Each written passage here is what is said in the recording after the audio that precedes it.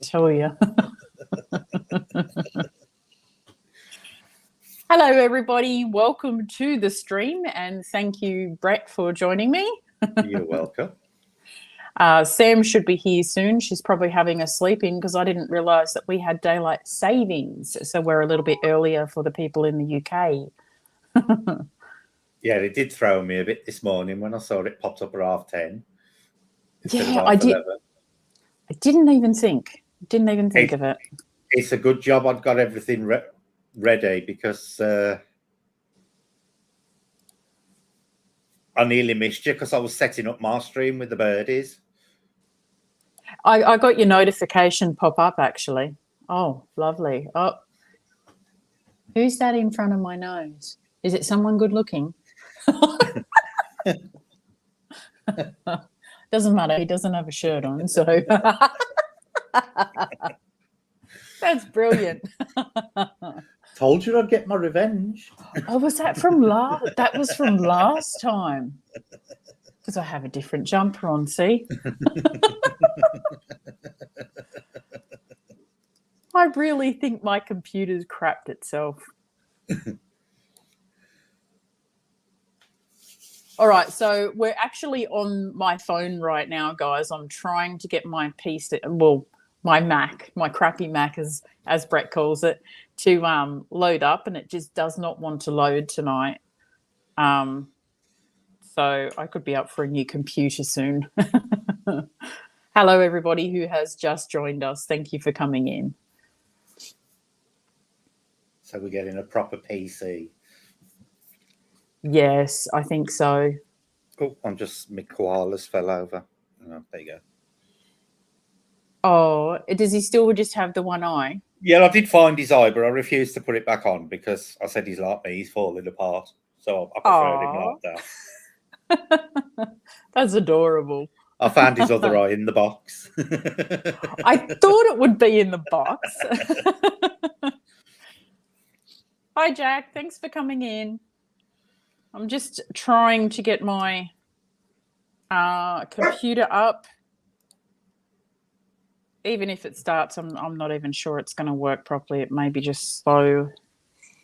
So I know that I was absolutely terrible once again in putting a title up earlier in the week so that we could kind of get into a topic. Toward the end of the stream tonight, I think maybe we can ask the people what they want to discuss for next week, and then I can pop something up tomorrow for next week. Oh my God. But I know. You'll be in complete shock. Yeah. Won't have 5 minutes notification on what the topic is. I've got a whole week to research. Well, I did urban legends this week because everybody knows at least one or two urban legends. And so I thought it would be kind of cool for Halloween to talk about urban legends and, whether we think there's anything in them. As we know, a lot of the urban legends we've probably heard. There is actually no proof to say that they are actually real. Mm-hmm. Thus the name. Okay. Have you got a list of urban legends we're going to go through? I actually do. They're on my phone, which I'm using to stream. Oh, my God. This is organisation here, folks. I was prepared. My computer let me down.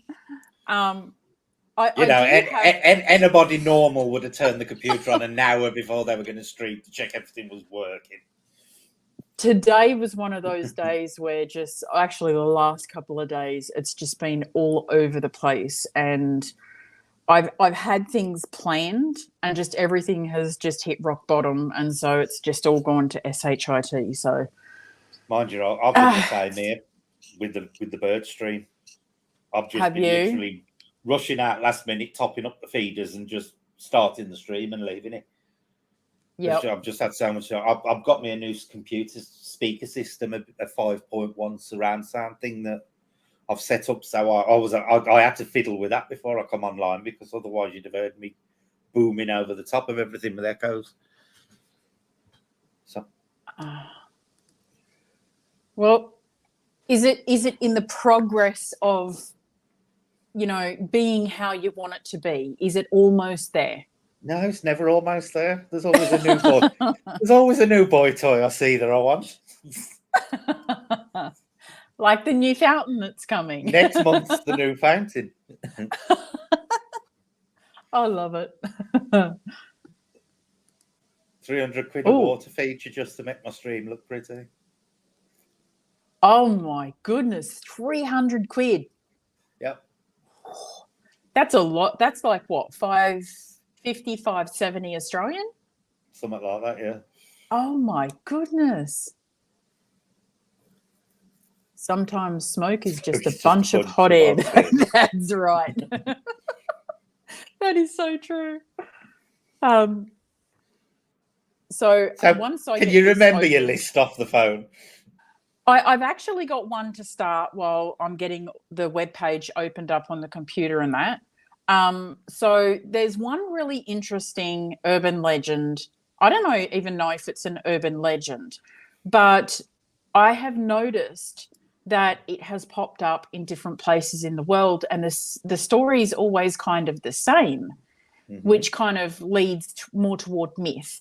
So the story is, there's a couple parked in Lover's Lane. Oh, I know where this one's going.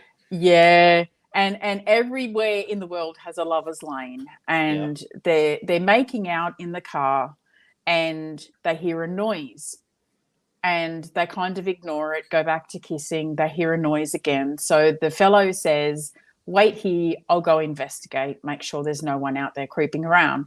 So he gets out of the car, and she's left in there. And after a little while, she hears this kind of scratching noise on the roof. She calls the police.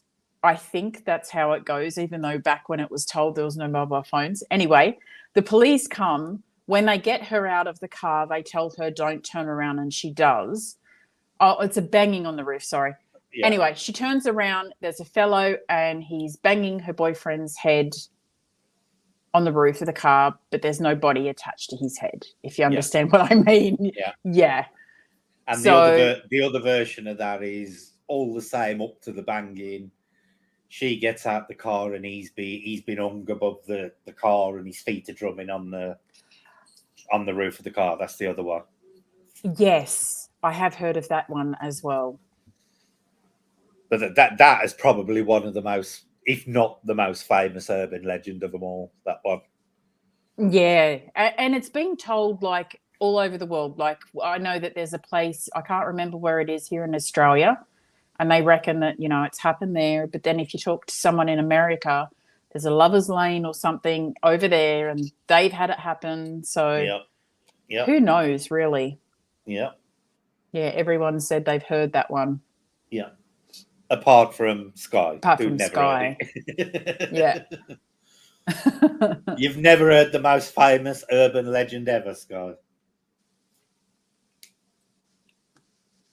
Oh, now my computer's frozen. I think, if I remember right, there was a film called Urban Legends, and I believe they actually included that one in the film, if I remember right. It's been a long time. Yeah, it's been a long time since I've seen that movie, but I believe that it was. There was also the other one with the headlights. If you're driving along a certain road or whatever at a certain hour of the night, if you flash your lights at the oncoming car because it has its high beam on, it'll turn around and follow you and run you off the road. Yeah. That's a good point, actually, Sky. Yeah, but it could be parents telling it to keep people away from getting up to mischief. That is actually a good point. That is a really good point. What is really interesting about these urban myths and legends is how they ingrain themselves into society to the point they actually become believed. And especially on, you get a lot of these forums and digital chat rooms where urban legends and stuff like that really take root, and then they go viral, and this is how they start. But it's like you say, literally any country in the world will claim that boyfriend girlfriend scenario in the car actually occurred in their. I was going to mention Bloody Mary at some point, Kim. You know, it's amazing how it gets to the point where there's that much belief invested in them that people will actually start to claim that it did literally happen in their country. Yeah, exactly. Everyone wants to claim this story because, you know, it's the thing that's the rage at the time. It's popular. Yeah. You ought to be careful flashing your lights, Carol. I'll turn around and chase you at some point. Run you off the road.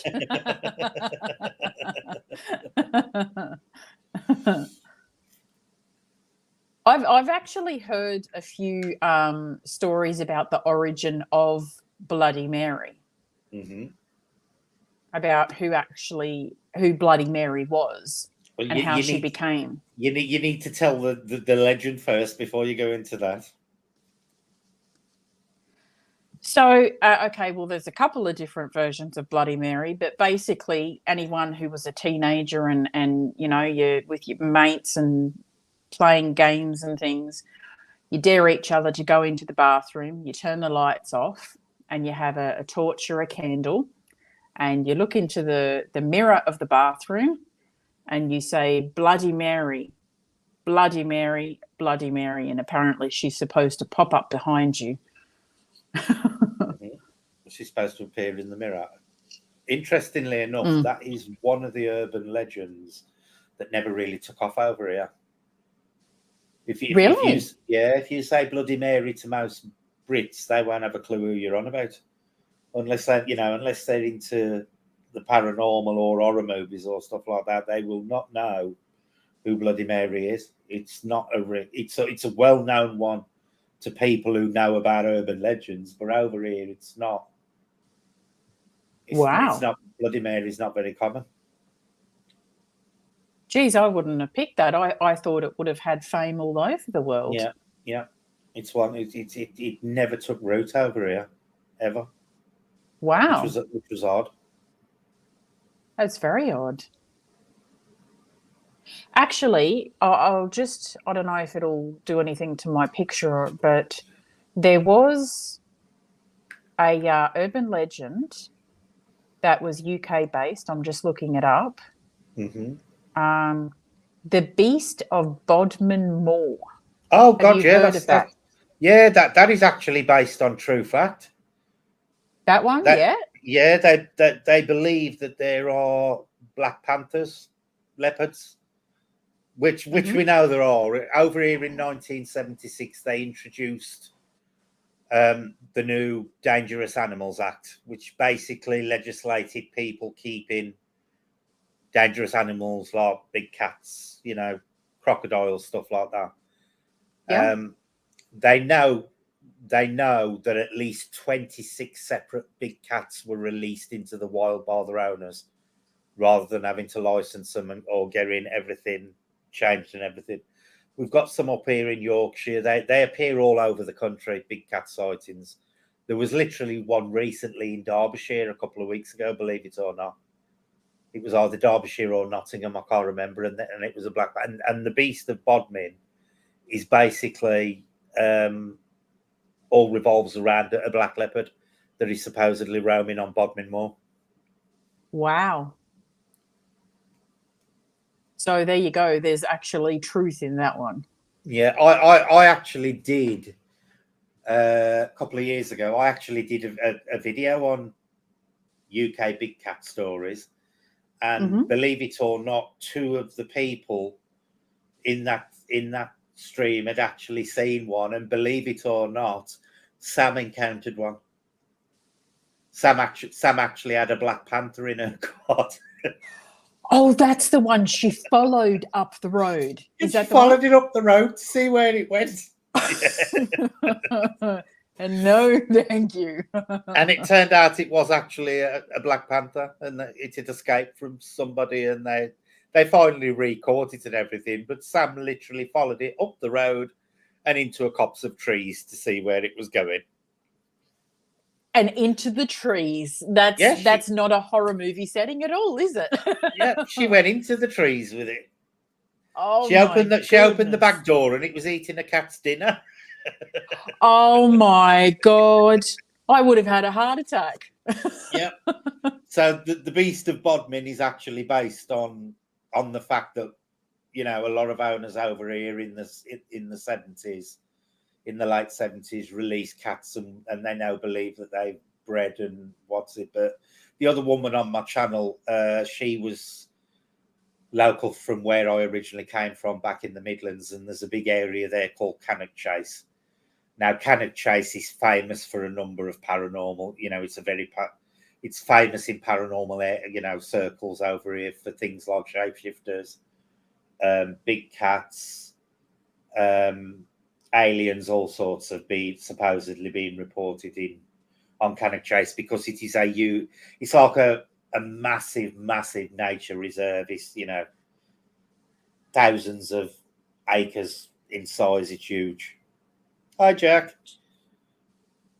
But it's got a lot of connections to the paranormal, Cannock Chase, and she was on Cannock Chase with her husband at the time, sitting in the car on a car park eating lunch. They'd been out for a walk, and a lynx walked up to the car and actually jumped up the car and put its paws on her side of the window and was looking at her eating a dinner through the car window. Oh my goodness. Oh, that's shocking. Hello, Evelyn. I actually saw a video of somebody, and I think they were bushwalking or something like that. I can't even remember where it was. And they found a kitten. And they're like, oh my gosh, this little kitten, I got to take it home. It must be lost. Anyway, it ended up turning out to be a wildcat. I can't remember what kind of wildcat it was. It was like a mountain lion kitten or something like that. Something crazy. Because you've got no big cats in Australia, have you, native? Not native ones, I don't think we have. Evelyn, when you waved, I waved back. Oh, that's not as bad as me yesterday.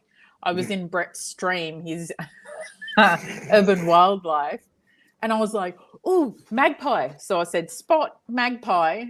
And I looked up and I realised it was the information card that I saw, not the bloody camera. So I had to delete it. Oh, did shocking. you wave at the keyboard, lol? I worked for RSPCA. Feral cats get very big.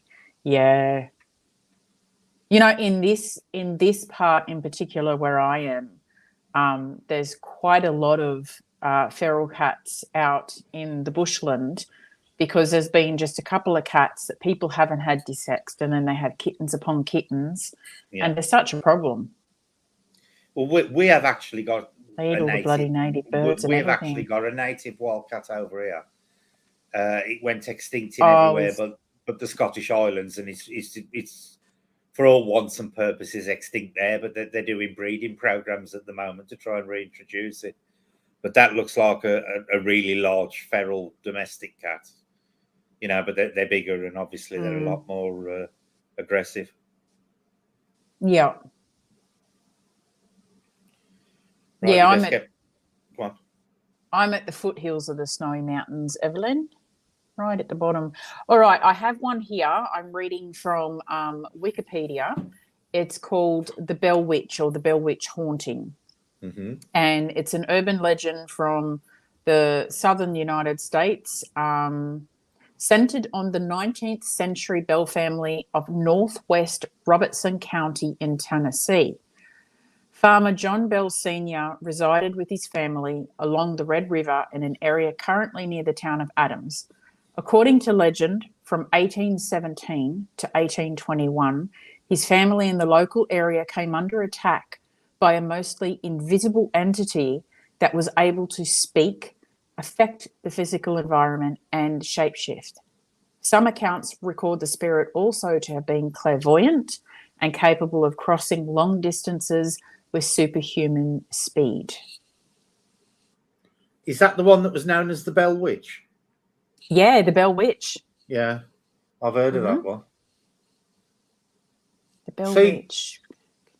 That is where like the paranormal crosses over with urban legends, because as anybody in the paranormal knows, there are countless reports in the paranormal of things like poltergeists and possessions, for want of a better word, and ghosts and stuff doing that kind of stuff. So that seems to be one where it's crossed over from the paranormal into urban legend, or urban legend has crossed over into the paranormal.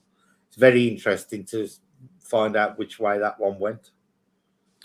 Yeah, it's kind of like when the little blurb that I just read then as well, like talking about it shape-shifting and running across at high speeds and things, it almost kind of flows into the story of like Skinwalkers. Yeah. But it also kind of has the haunting side of it as well. Do you know what I mean? Yeah. Yeah. It's very much a crossover. It's like an interlapping of urban legend and the paranormal, because as you know, Skinwalkers go right the way back to Native Americans, so that they're not a recent thing. So they have been integrated into modern paranormal stories and accounts and stuff. But it's interesting how these things have carried on through history, especially with stuff that comes from Native Americans, because as you know, that they're very spiritually based, that their communities and their way of life is very spiritually based. Yeah, definitely. And a lot of like what the settlers did when they actually started colonizing America, they did adopt a lot of the Native American beliefs and stuff. But it's interesting how things like Skinwalkers have stood the test of time. Interesting. Like, do you think that there is, like, Skinwalkers in general, do you think that there are many genres in the Skinwalker Apparently there are. There's different types, because there's one's called Wendigo. Is it Wendigo? Wendigo. Yep. Wendigo, and they tend to fall into like different categories. They're either things that are like wolves, so they cross into like the werewolfy type thing. But I believe the Wendigos are more elk based, and it's quite interesting that depending on where they're being reported is what they're reported as. Like a lot of the Canadian ones and stuff tend to be elk based, deer with the big antlers and stuff. And apparently they're some of them claim they're up to 12 feet tall, some of these Skinwalkers. But it is interesting how they tend to adopt whatever the natural, wildlife is. Like I say, in America and stuff, they tend to be more wolf based, whereas in Canada they tend to be more elk based, deer based. But there's loads of different ones with the Skinwalkers. Loads of them. Yeah.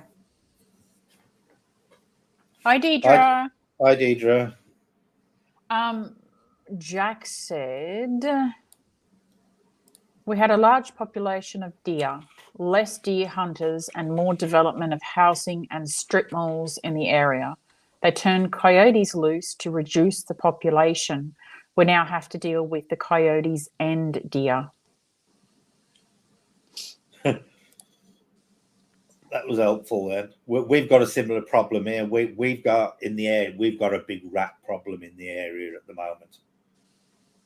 And a couple of months ago, the council pushed a leaflet through the door saying they were going to catch all the local feral cats and dissex them and stuff, which is all well and good, but they claim they'd return them after it was done. no evidence that's been going on. But, you know, with all the local rats in the area, they really need to leave the ferals alone for now. Oh, gorgeous. Hi, Mick. Hi, Fairy. Yeah, rats. I'm just trying to think of what we have issues with. Oh, there's so many. As I think it was Sky said before, I think it was Sky or Jackie said cane toads. Oh my God, we have so many issues with cane toads now. Good. Yeah. Are they the big huge ones that eat anything?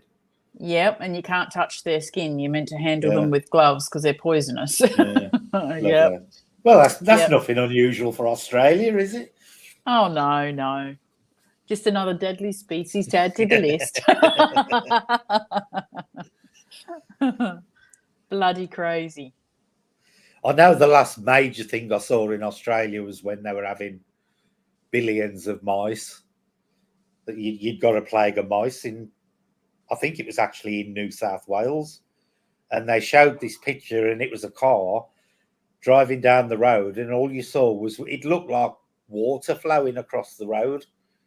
And then it turned out it was millions of mice. And then they went in this barn, and there was a piece of pipe in there. Now, it was only about 5 inches diameter, this pipe. They moved it, and I bet 500 mice came out of this pipe and from under it and all sorts. It was unbelievable. Yep. And they actually they moved from, I don't know whether it was southern New South Wales or part of Victoria. There were trucks of grain or food or something that went to Sydney, and they opened up the back of it, and there were just hundreds of mice that spilled out. They hitched a ride on a bloody truck. Yeah. Oh, it was shocking. How they spread? Well, it's under control now. They get them under control, luckily, fairly quick. But then we've got all the floods happening again in various parts of Australia. Honestly, so, the weather is going crazy. It is insane. We, as you know, we're under an house pipe ban ban in Britain. The wettest country in the frigging world has got an house pipe ban. We've had a really dry summer, and Yorkshire Water, who is the water company in my area, have basically said the house pipe ban could continue into 2023 if we've got a dry winter. Jeez. We haven't had an house pipe ban in the country since 1976 when we had the last major drought. But, you know, the UK is under drought conditions at the moment. And we're into autumn now. It's crazy when you think about it that way. It's it surprises me all the time. Like we're in spring, coming into summer after another, month and a half, and they reckon that we're going to have another wet summer. They reckon we'll have more floods. It's just insane. Yeah. It does make you wonder if, there's something to Gaia theory where the planet's starting to take charge. Yeah, try and balance things back. Yep. A little. Yeah. And the other thing is, apparently we are overdue for a pole flip as well, because I don't know if you know, every so often the magnetic poles of the planet flip. So what is now magnetic north will flip to the south, and what is south will flip to the north. Oh. And we're actually overdue a magnetic flip. So what will that do when it happens?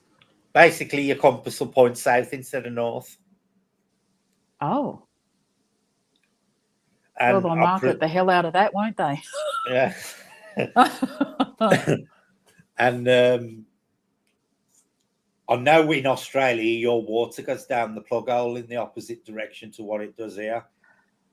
And that's something to do with the magnetic poles. So I presume when the poles flip, the reverse of the water will reverse as well. So your water will change and go the opposite way, and ours will change and go the opposite way. It's amazing what a pole flip will actually affect. When ours goes down the plug hole, I think it's clockwise. I don't know. But the toilets don't like swirl like the rest of the world. Ours just go straight under, because some American came here once and made a video, and they're like, oh, they always talk about the toilets in Australia, and I was expecting it to swirl around the other way, and it just kind of gets sucked straight through. Bloody weird. Yeah.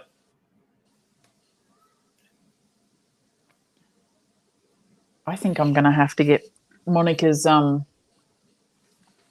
computer. So you're going to come for a walk. Cool. Come for walkies. Makes a change from being in Seago's pocket.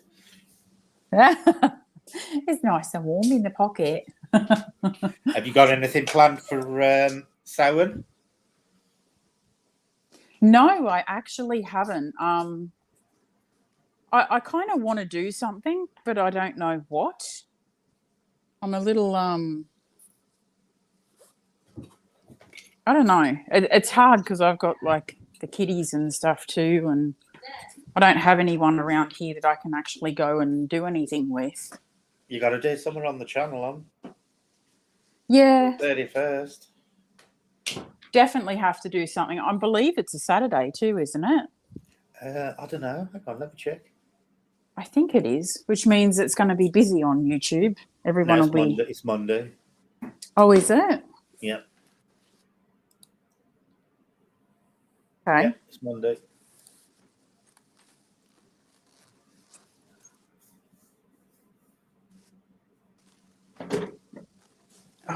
Put you here. There we go. Back there. People are going to be confused, They're going to think that there's two of me. Best channel for pole flip info in the sun, how it affects Earth is suspicious observers. Walkies. Yeah, we went for walkies. Brett's up to something. He's creating a new profile image. Oh. You're not? Yeah. I'm surprised when you did your evil laugh. I thought maybe you're up to something. Kim says we're all drunk. I wish. But it will be interesting with the pole flip, because of EMF and stuff like that, how it's going to actually affect things like the paranormal. Because if a lot of people believe that the paranormal has a lot of connections to electromagnetic fields, as in with the K2 meter, will there be an increase or a decrease in paranormal activity when the poles flip, or will it stay exactly the same? And how is it going to affect the equipment that people use for paranormal ghost hunting as well? Yep. I stole the girl's computer. I had enough of mine. Wasn't doing anything anyway. So I'm just plugging it in.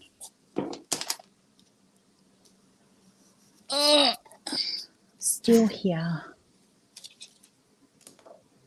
Screaming.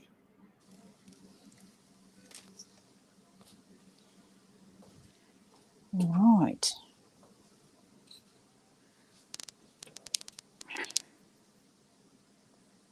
Well, this is going to be unusual. Oh, gosh, I don't know her pin. Hang on a second. Let me mute you. Monica! Monica!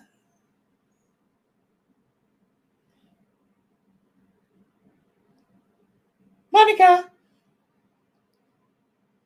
What's your pin, Monica?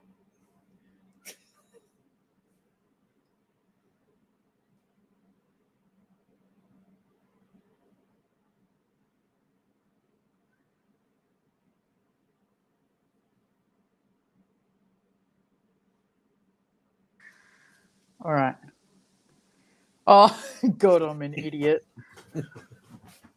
I just opened up her computer and I'm using the mouse to my Mac to try and move. Oh, you idiot. There's just no hope for some people. Yeah, some people just, I went to touch it again.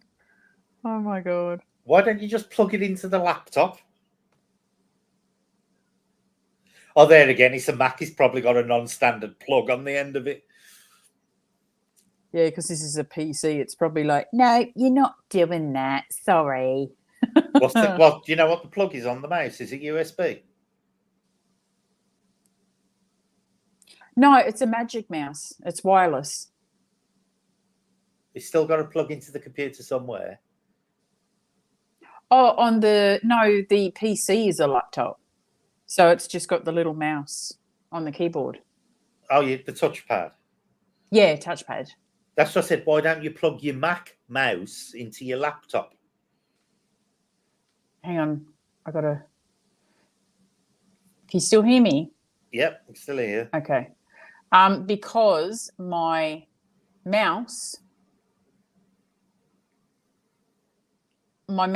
for the computer is not a plug-in one. It's a Magic. There's no cords or anything. Oh my God. Why didn't it? Oh, I got to go to email. Hang on.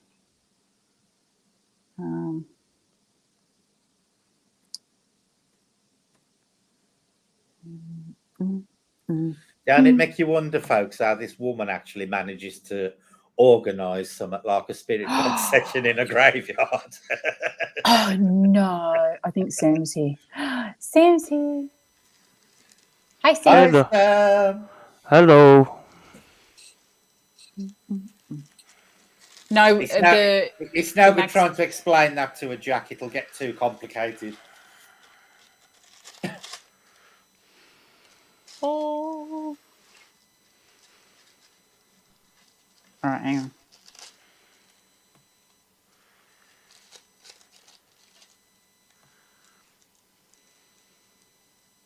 Oh. All right, I'll be back in a second. Oh, can I leave here? Yeah, I must be able to. Hang on. What are you doing? How do I leave here without bloody ending the stream? Just go in on the laptop. It should override. Okay. We'll find out.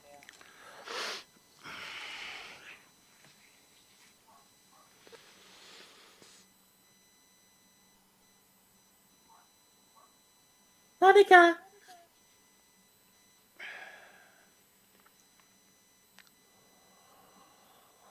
Monica, this laptop.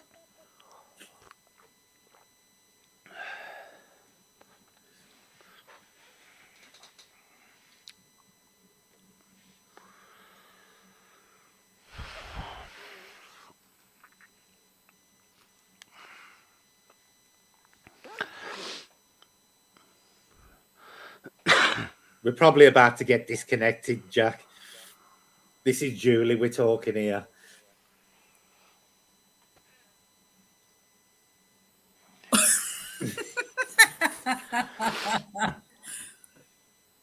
There you go. Now you can disconnect the other one. Yeah, hang on, I'll remove the other one from here. Yeah. There you go. Oh, you can see a closer shot of my ugly mug. Hello. Which device did you plug in? Headphones. Okay. There we go. Hello, everybody. I can actually type to you now. There you go. All right. So let that be a lesson in getting ready at least 30 minutes before your stream starts. I know, that was shocking. I'm sorry. I'm sorry, everyone. I don't know what's going on. Oh, there you start. We actually, I logged in and me and Brett started talking and we actually realised that I was early because we have had daylight savings over here in Australia. So it's actually an hour earlier for you guys, so you'd probably be a bit late. Oh, you're streaming 39 minutes now. I didn't. I only woke up about 10 minutes ago. Yeah, we gathered that. That's all right. We gathered then, you were still in bed. And then my computer wouldn't start up, so I've stolen my daughter's laptop. Yeah, and every single Saturday I seem to have issues, and I'm having issues this morning. Well, that's why I'm looking at you sideways. Works fine during the week. It just doesn't work on Saturdays. Sounds about right. Hi, Julie. How was your vacation? My vacation was really good, actually. I've got to put a little vlog thing together. I didn't actually get a lot of footage up there because we took a what's it called? A support vehicle. So one of the other members donated their car as a support vehicle, and the club paid for fuel. So we went up, paid for my room. We had Stay New South Wales vouchers, so that didn't cost me anything. Had dinner, and then I got to ride home the next day. And yeah, it was really good. Who had the kids? Oh, they came with me. Oh, you brought them with you? Because we had the support vehicle, they were able to come along. So I drove on the way up there, and the kids were with me. And then a good friend of ours drove the car back, and kiddies got to watch me riding. So you got to bike it. Yeah. Oh, you should have seen the roads too. It's all like this, going up and down the mountains. Yeah, and we saw snow and. It's like Wales over here. We used to do a lot of riding in Wales, but the Welsh police really don't like bikers because there's a lot of they tend to race around a lot, and there's been like a lot of fatalities and stuff. So, okay. Bikers and the Welsh police don't really get on. No, so they give them a bit of a hard time, do they? The police. Yep. Yeah. Look, because it's so mountainous, but it's beautiful for if you're on a bike with the twisting mountain roads and stuff. Yeah. Yeah, it'd be beautiful countryside over there. All right. Do you want me to do another urban legend? Mm-hmm. All right. Annabelle's in there. Let's see. Oh, here we go. This is a famous one everyone should know. The Black-Eyed Children. Oh, they're associated with Cannock Chase. I forgot to mention them when I was talking about Cannock Chase. They've actually been reported on the. That was where they originally originated in the UK. It was on Cannock Chase. Is that the one? Is that the story of the Black-Eyed Children that there were 2 or 3 of them that showed up to someone's door at night soaking wet because it was raining? Is it that story? There's various ones with the Black-Eyed Kids, and that they're always apparently really sinister as well. Then they're not friendly as such, and they apparently the common theme among them is they try to convince you to let them into the house for whatever reason. To do that around here. I say, most kids nowadays don't need black eyes to do that. But apparently, that there's some very sinister motive as this is what part of the urban legend is. You shouldn't let them in because something horrible's going to happen to you. But apparently they turn up, and they can be of any age. They ain't always taught. They can age from like 2-year-olds, toddlers, up to teens. But apparently they all have the same agenda of trying to work their way into your house. And the distinctive thing about them is their eyes are pure black. There's no whites. So do they kind of associate them with being an omen of death, or do they come in and create a haunting, or are they supposed to murder you? Or well, I presume it's murder because the legend generally doesn't actually say what happens if you do let them in. But maybe no one's lived to tell the tale. Well, that is basically what they insinuate, that anybody who's let one in is never, seen again, sort of thing. Wow. But they're a really interesting one, the black-eyed kids. Yeah, they're kind of fascinating. Yeah, but I don't know whether it was because of things like Lord of the Flies and Children of the Corn is what started up the black-eyed. I like to call them black-eyed peas. But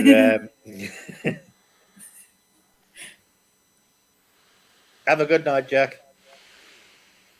But yeah, that is the thing, that they apparently knock people's doors, and apart from the eyes, then apparently the other thing that's apparently quite familiar with them is they're pale skinned, but they're apparently pale skinned, but these jet black eyes.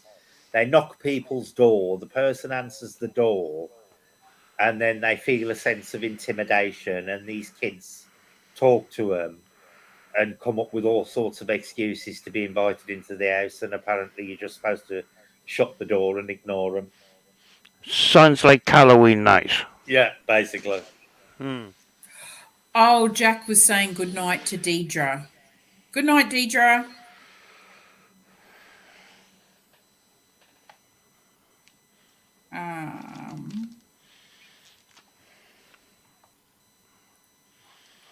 Oh, here we go. The famous Spanish Chupacabra. Yeah. The Chupacabra, or Chupacabra, however you pronounce it. Literally means goat sucker in Spanish. Chupacabra. Yeah, the goat sucker.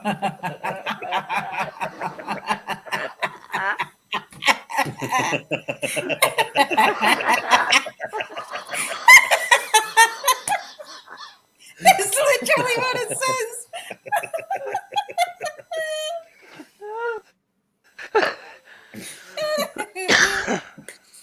Chupa or chupa, to suck. I think it's pronounced.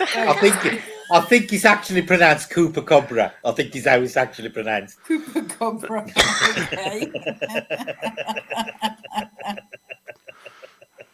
Oh God.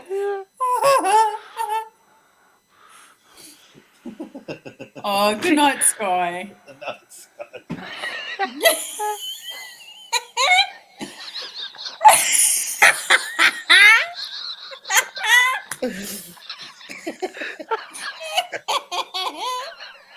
That's hilarious. Oh, imagine trying to make a video on that. You just sit there laughing for half the bloody video.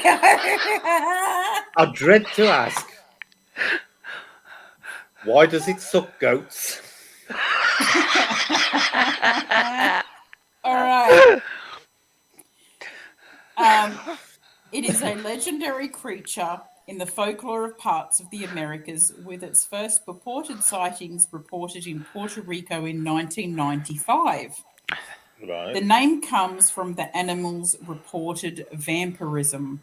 The chupacabra is said to attack and drink the blood of livestock, including goats. Bye, Latrobe. Bye, Mick. Everyone's leaving early tonight. It's you and your goat sucker. Oh, I shouldn't have bought the chupacabra. Oh my God. Oh, I didn't know this was an urban legend. Cow tipping. We do that in Australia. Yeah. That's actually a real one, though. People do that. It is the purported activity of sneaking up on any unsuspecting or sleeping upright cow and pushing it over for entertainment. Cow tipping. Oh, So the crying boy. Do cows sleep standing up then? Yeah, sometimes they do. They can sleep standing I up. thought they lay down in the field. Nope. It's yeah, sometimes they sleep laying down. Horses can sleep standing up too. They do that for safety. Yeah. Usually if there's one laying down or one giving birth or something, the others will stand up nearby to, for safety and stuff. Yeah. All right. Okay, the next one, which Sam will know all about, is the crying boy painting. It's an urban legend. I'll go on then, Sam. Let's see you trying, because you got both of them, ain't you? I have a couple of crying boys and a crying girl, actually. Yeah. It actually apparently it started off in Rotherham. Did it?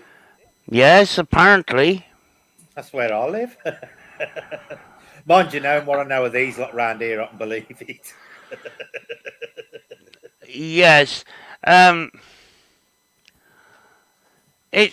What was it? The 1970s.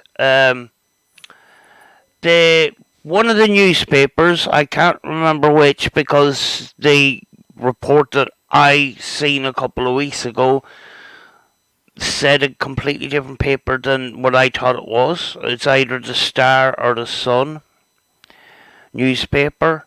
Put out a request about the crying boy painting being associated with houses going on fire.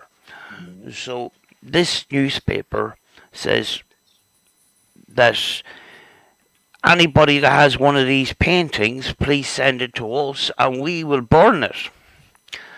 Which is kind of weird, because with all of these house fires, everything burns except the crying boy painting. Yeah. Yes. And way back then, there was the Page 3 girls, and the Page 3 girls would throw all these paintings on the fire, kind of thing. This was, it looked really, really like a publicity stunt for the newspaper. Yeah, well, it caused chaos in the country.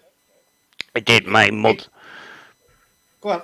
My mother destroyed her copy of the painting. I remember as a kid, broke it up and actually burned it in the fire.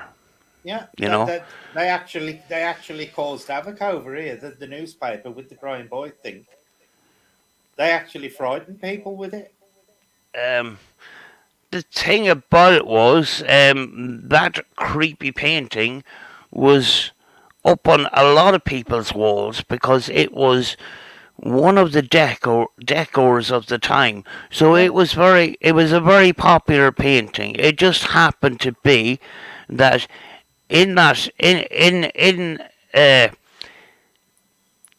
so many houses, you're going to have fires in the 1970s because of chip pans and other electrical equipment that wasn't so good, So what would happen would be that the house would go on fire, heat rises, the painting itself is coated in a varnish that actually is kind of fire resistant, and the copies are, I think the original as well, is made on compressed board. It's very hard to burn it. It is possible to burn it, but it's kind of difficult. What would happen is the house would go on fire. The string underneath the painting that's holding the picture up would burn. The painting would fall to the ground. Other rubble would fall on top of it. Because heat rises, most of the damage is going to be above.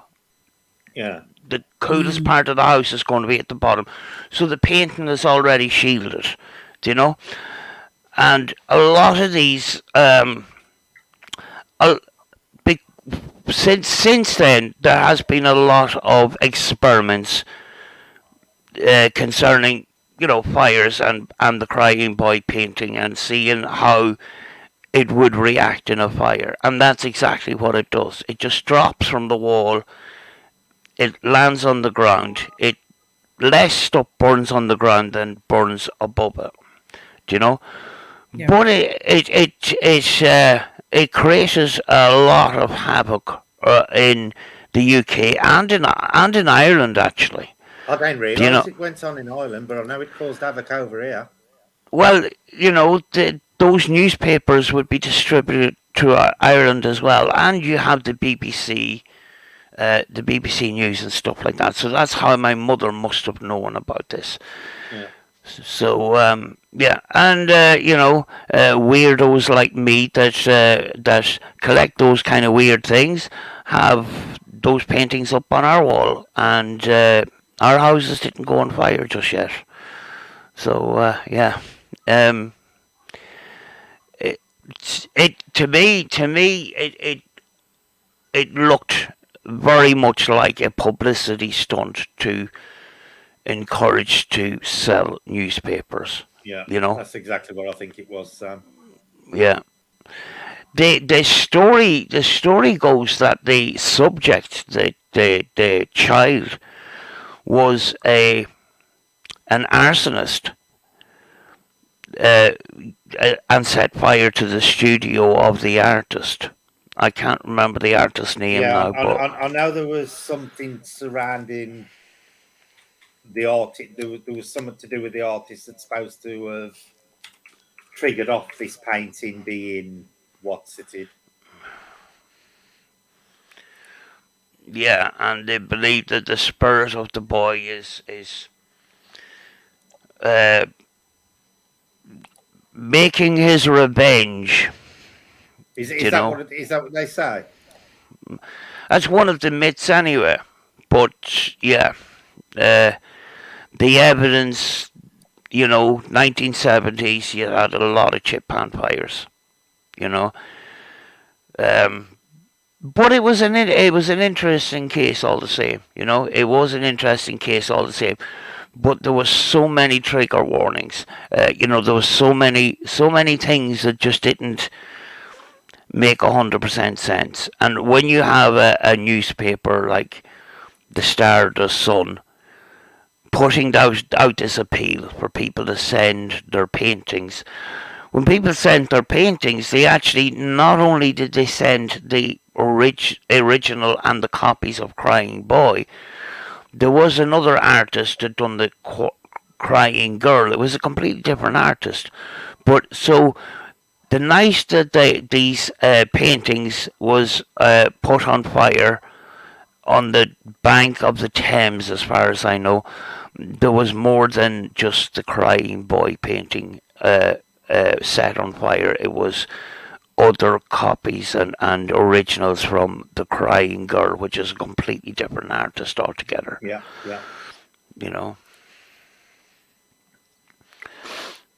You've gone dark, Julie.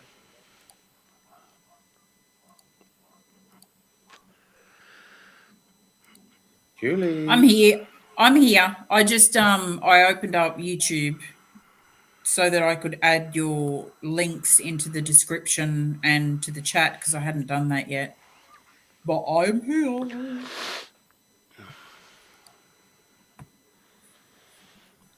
Yeah, I didn't get a chance.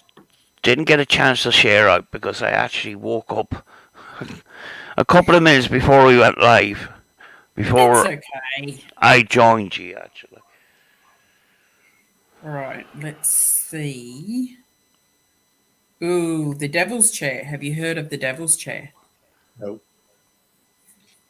Okay, so the Devil's Chair in folklore is frequently attached to a class or memorial sculpture common in the United States during the 19th century and often associated with legend tripping. I do believe... Do I have an echo? No. Nope. Okay, it's just me. It's all right. Okay, so there are several Devil's Chairs in the US. One of them is in Cassadaga in Florida. Graveside bench in the cemetery that borders Cassadaga and Lake Helen According to one local legend, an unopened can of beer left on the chair will be empty by morning. Well, that's Yeah. not paranormal. That's all the local wine. I was hanging in the bushes waiting for it to clear off. Oh, here comes another one. Do you know what? Do you know how I found out about this one? Oh my gosh. And he even had the beer and all. Oh, God. Oh, did you? I must have missed that one. Yeah. So it supposedly drinks the beer overnight. Yeah, Yeah. some people have said, it says here, unopened can of beer left on the chair will be empty by morning. In some accounts, the can is opened, and in others, the beer is just simply gone through the unopened top. Morning, Seago. That goat Good is morning, actually wearing Seago. that goat is actually wearing a pair of pants around its ankles, by the way. I noticed that. The goat. Yeah. Hang on. Oh my gosh.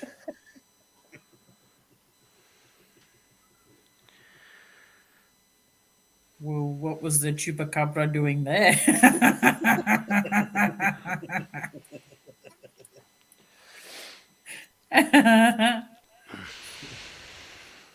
We had a very funny discussion earlier, Seiko, about the Chupacabra and how it was. What was it again? Goat Sucking sucker. goats. Goat sucker. It was a goat. Its name means goat sucker. Oh. Oh, here you go. The Dybbuk box. Oh, God. We That spoke was about that inevitable. one. Oh.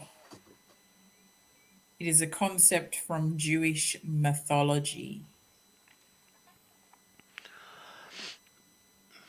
Do you know, Enfield poltergeist. when the Dybbuk box was at its site, they actually interviewed a couple of, various rabbis, and the majority of rabbis hadn't even got a clue what a Dybbuk box was. One of the rabbis put his foot in it the night Zach Bagans was doing his Halloween special in his thing. Yeah, I remember that. And he had to go live the next day, and it would look like the rabbi had a gun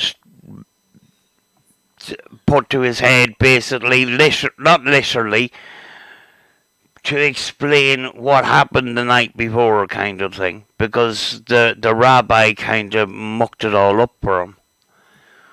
You know? He says it won't go with your script, kind of thing, and then the next day he said, "Oh, we don't have a script," kind of thing, and it's just, nah.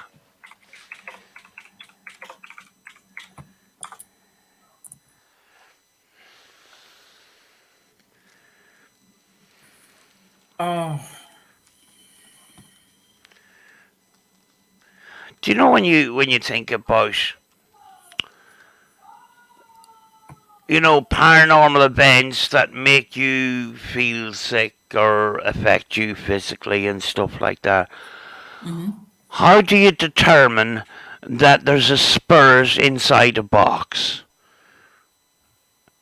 without scientific analysis, kind of thing?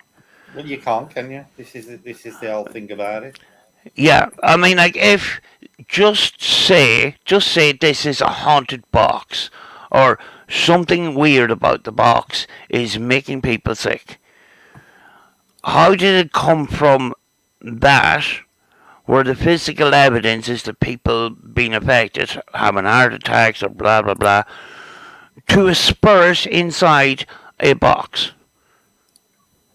When we can't see the paranormal in most cases, we can't see a spirit in a box. It doesn't, you know what I mean? People don't think that far and just run with the narrative that there's a spirit banished into this box. Yeah, I think that like people these days use the excuse of, you'll turn around and say, "Well, how are you going to prove to me that there's a spirit inside of your Dybbuk box, Sam?" And you say, "Well, how can you prove to me that there's not?" And people use that as an argument and the basis for their so-called proof, and there's a lot lost in it. And it went from that to boxes being sold on the internet covered in wax. So apparently spirits can't penetrate wax. How they scientifically figure that one out, I don't know either. You know? That's weird. Yeah. They can't penetrate wax. Yeah, they cover the box with wax. Sometimes I go on eBay and I have a look at some of these Dybbuk boxes for a bit of fun. Just like I would go on and have a look at some of these haunted dolls that people paint up and this nonsense.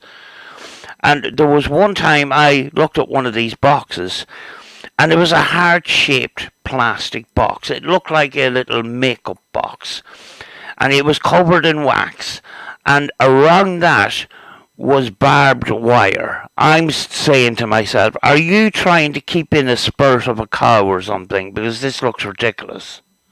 They'd actually put barbed wire around the Dybbuk box. Yes. And, I have loads of boxes here. What's to say that I, pour wax on it, put it on eBay, £100. I bought the box for £5 at a second-hand market. It's a big profit, just like the dolls. There's loads of them around. Mm-hmm. It's crazy. There's no when it comes to paranormal events like that, you have to have some sort of theory, and in order to have some sort of theory, you have to have some sort of truth to it, And I just don't see it. Yeah, exactly. Kim says, "Oh, it has to be red wax as well." Yeah, and it'll have to have a pentagram on it, and But you've got to ask yourself, how do these requirements start? Who dictates that it's got to be red wax? Who dictates there's got to be, I don't know. It's gullible people, to be honest with you. That's what I think. There is a box here that was a Dybbuk box at one stage, and the guy that I bought it from, bought the Dybbuk box at a car boot sale, and he took it home and he took the wax off it, and there was a couple of weird things like pieces of hair and medals and a few things like that, and he says, I wasn't cursed. He says, I'm just glad to have the box because I seen it was an Egyptian box, a kind of a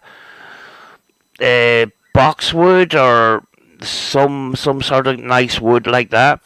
He says, I had that box for years. I put my weed in it, and I ended up buying it off him at his car boot sale with still the smell of weed.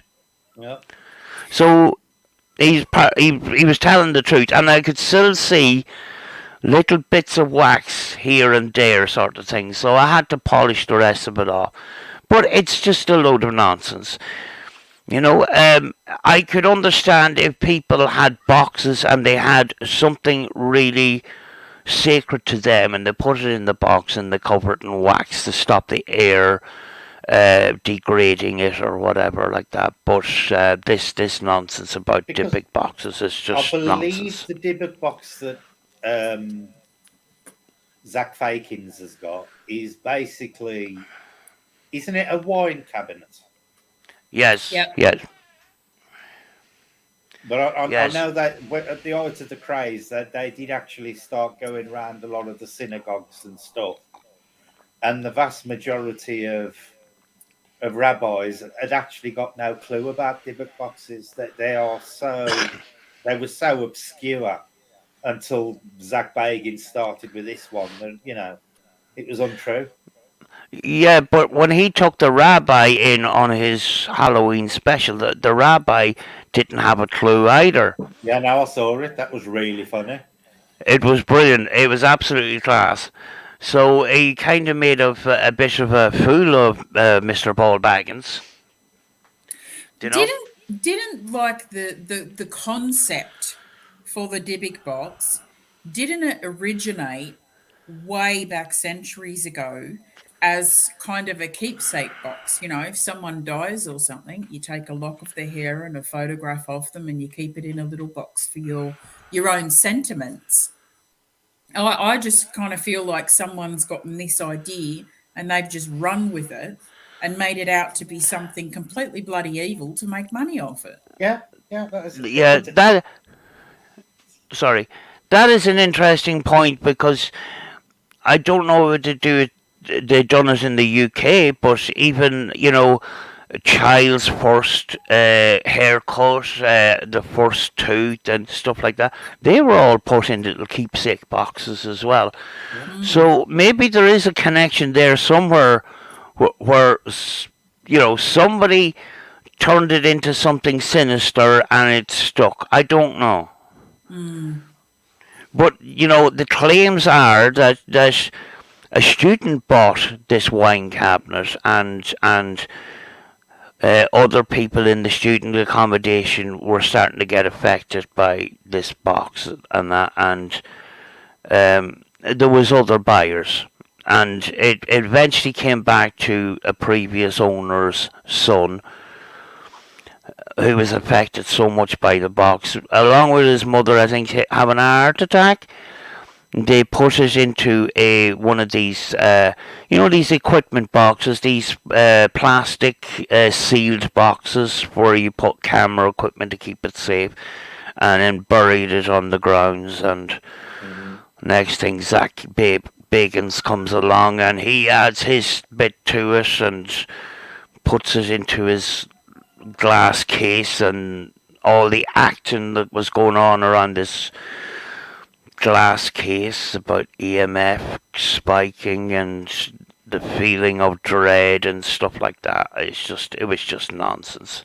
I tell you what, I'll tell you a story, right? Many years ago, hang on a sec, Julie. I'll just answer that as he goes. That box of Zach Bagans, the so-called claims, the claims of the history are that the guy who Zach brought it from a car boot, a garage sale, which I believe is common over in America, where they sell off their spare shit they don't want every so often outside the house. Apparently, it came from a woman who was a prisoner of a concentration camp survivor. Yeah, and apparently the Dybbuk box was hers, and that's as far back as it goes. The guy who bought it from the garage sale claimed he had all sorts of weird and wonderful things about it. Then he claimed he encased it in cement in the garden, and then apparently he chipped it out and gave it to Zach Bagans. But to be honest with you, the entire story of the history is debatable. I think he just found a nice looking box in a shop and made the story up. I think the reason he bought the boxes actually was a present for his mother, as far as I know. Yeah, that was it.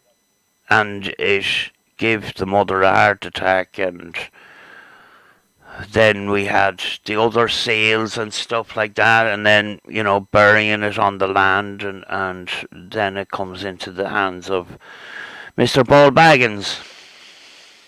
But it's it is a nice box, though. I have to say, it really is a nice box.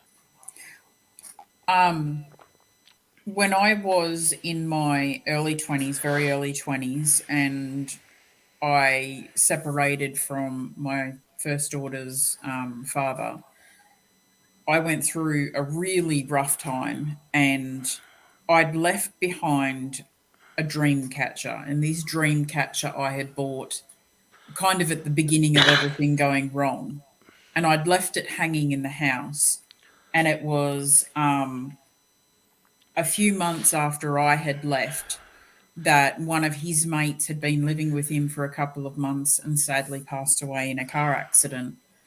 And I had a few people tell me, oh, yeah, you know, they're really bad things, dream catchers and blah, blah, blah, and they're evil. And so, you know, I'd contacted him and said, get rid of it, blah, blah, blah. The point of the story is that sometimes when everything goes wrong, people are very quick to point their finger at one thing and say, this is the root cause of everything that's going wrong, and you should dispose of it or get rid of it or whatever else. And I think that if there was a story where this fellow really had it before Zach and his mother had a heart attack and that, it was probably just a chain of bad luck that happened. Exactly. And they blamed it on that. See, the other thing is, which I've mentioned a couple of times in the past, is a lot of the times people don't provide context to these things. They say, you know, like, I've got this Dibbet box and this happened and that happened and the other happened and this happened. But what they don't tell you is item number 1 happened 10 years ago. Item number 2 happened 5 years ago. Item number 3 happened 2 years ago. You know, they make it sound like it all happened one after the other, when in fact they've just took a string of events over a period of 10 years, say, for example, and then attributed them all to this Dibbet box, even though those things would have probably happened over the space of 10 years anyway, perfectly normally. Yep. I think in a lot of these cases they skip the logical thought and go straight into something supernatural rather than looking at it kind of logically. Yeah, you know, that's the trend these days, Sam. They go from the paranormal to the normal rather than the normal to the paranormal. Yeah, I mean, like we've had this doll here, which arrived in the post in Rachel's house, and very shortly after it was opened in Rachel's house, Rachel's friend had a severe bad headache and was actually crying it was that bad, and was put in a taxi and sent home. About a half an hour to an hour later, I get a headache. I end up going home. I bring the doll home. Next morning, I still have this headache, and I says it all happened when I opened this doll. So maybe I should put it down in the car and see if my headache goes away, and it did.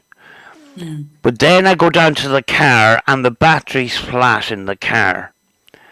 And I'm thinking, there must be something with this doll. But the thing is, when I look back on it, Rachel has a lot of these canisters, these air freshener canisters in her house. And when I go into her house, she has to turn them canisters off. Otherwise, I will get a headache.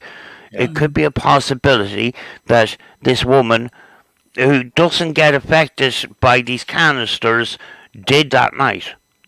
And it just happened to be that coincidence where I opened this doll, which has a story of its own. It wasn't classed as haunted, but this woman wanted rid of it straight away. I think, to be honest with you, she was scared because she's seen the same doll on BBC television called The Bridal Doll. It's one of those dolls, and she just didn't want anything to do with it. But all these other things, they can be explained logically. You know, maybe my battery was about to go anyway, or maybe I left a light on, or I didn't lock the car properly and the little light inside the car stayed on all night. And I know, yes, there's a lot of coincidences, but sometimes a lot of these coincidences do happen together. It doesn't mean that it's a paranormal event. Oh, God, Brett.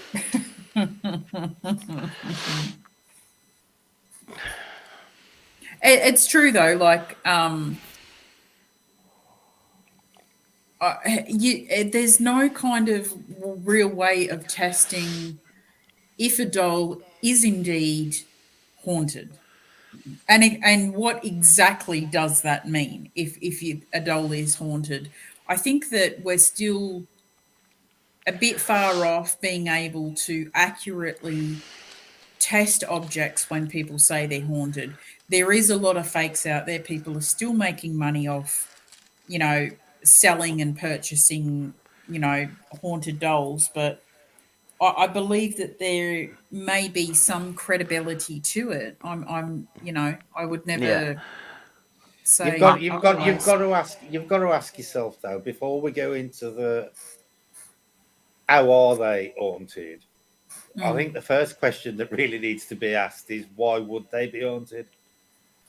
Exactly. Why would something want to spend all eternity stuck inside a plastic doll? Well, see, if you asked me logically, I don't think a spirit would be stuck in. I mean, why would you come back and be stuck and confined to a bloody doll for the rest of your Yeah, existence that's exactly the point I'm as a making. spirit? Yeah. I believe that if there is something that classifies itself as being a haunted doll, I don't think that it would be stuck with the doll. I think it would be something that maybe comes and goes or whatever. I don't think there is anything, as they suggest, is a haunted doll like Annabelle. Yeah. You know, Yeah. something stuck to Annabelle and it cannot leave. I don't believe that. Yeah, No, I no. see a lot of videos on YouTube, and a lot of these people, you know, have a little paranormal channel and they have their haunted dolls. You know, some of us have done it in the past and that. And I think, you know, when you look deeply into it, some of these people love this idea that they have a spirit attached to an object and they can look after it. That nurturing, nurturing kicks in.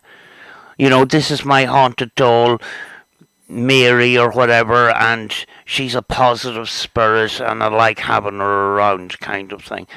I think that nurturing sort of kicks in with some of these people. Yes, there's some of these people that do it for content and stuff like that, but some of these people like the idea of having an object where, you know, in their minds there's a spirit attached, and because they can't see it, it's in an object, and they're looking after it. They've got that nurturing aspect to their lives, and in their head they're looking after this spirit. You know, do you see any of that in some of these videos? Do you know? Yeah, I definitely do. I mean, it's a very similar story with Clara, and with Clara, she is one of the ones, and I have said this for a long time, that I believed that the spirit that was with Clara was not attached to Clara, but chose to kind of hang around because it was this younger kind of spirit that was handicapped, you may as well say. Yeah. And that's my belief. No, I can't prove that. Yeah. But yeah. We have to sort of take into account as well that because of, you know, things like Robert and Annabelle and all these other dolls, Yep. people like the notion of having an object and hoping that this object is going to be famous at some Yes. stage. Yep. You know, it's in their head. I have an object that is haunted and it's precious to me. And I'm the only one that has it. I think people like that idea. Do you know? I you know, in the past, I've had it myself, where I have these. They're still here. These dolls in glass cabinets and stuff like that. It's the notion of having a collection of haunted items. You know, I think it's a psychological thing, to be honest with you. It's interesting that you bring this up because there is one person in particular who created their YouTube channel off kind of the fame of other people who were already famous, and they're now huge. They have a huge following, and they got famous themselves, not only from these other creators, but because they went down the route of haunted dolls. And there have been footage, and I have something put away somewhere where I caught something of them kicking dolls and moving dolls around, and there's many sessions of them doing spirit box with these dolls, and you can sit down and listen as a sane person to these spirit box sessions, and it's garble and noises coming through the box, and it makes absolutely no bloody sense. But they'll turn around and they'll say, oh, she's saying this and that, and everyone believes her because they think that she's credible. Yeah. I've seen this other channel too where it was all based on haunted dolls, and this guy, he seems to be buying all these dolls from eBay. I don't know. And when he sets up a live stream and that, I haven't looked at him in a long time. It just kind of creeps me out. He's arranging these dolls in front of the camera, and he's talking to them like children and stuff. See, I find that a bit scary. I've got to be honest.